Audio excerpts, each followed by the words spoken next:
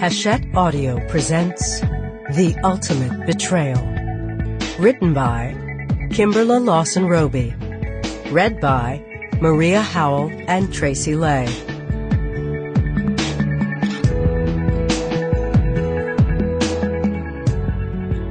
For my uncle, Clifton Tennant Jr., January 9, 1930 to June 15, 2014. I miss you dearly, and I will love you always. Chapter 1. Alicia's prayers had been answered. She and Phillip were finally going to be married. Again. It had been 6 years since their first wedding, but in 2 months she would walk down the aisle of her father's church and live happily ever after. She was fully committed to Phillip this time around, and unlike before, she wouldn't betray him. She wouldn't sleep with another man behind his back. Just thinking about how selfish she'd been and how terribly she'd treated Phillip still upset her. But thankfully, he finally trusted her again. There had been moments when Alicia hadn't been sure he ever would. Still, she'd gone out of her way doing all she could to show him just how much she loved and adored him and wanted to be his wife.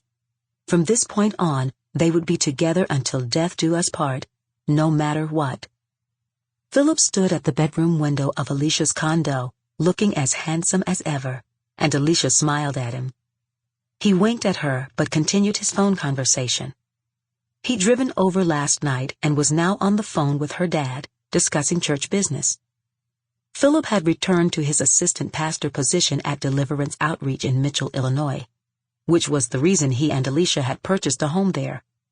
With all his church responsibilities, it was better for him to reside in the same city as his job so he would have quick access to the church and to any members who needed him. Phillip had moved in a month ago, but it wouldn't be long before Alicia joined him, as she now had a buyer for her Chicago area condo and would be closing on the sale in 6 weeks. She'd even begun moving some of her belongings out to the house in Mitchell. She would certainly miss Covington Park, along with much of the culture and excitement that the Chicago area provided, but she also couldn't wait for her and Phillip to live as husband and wife again.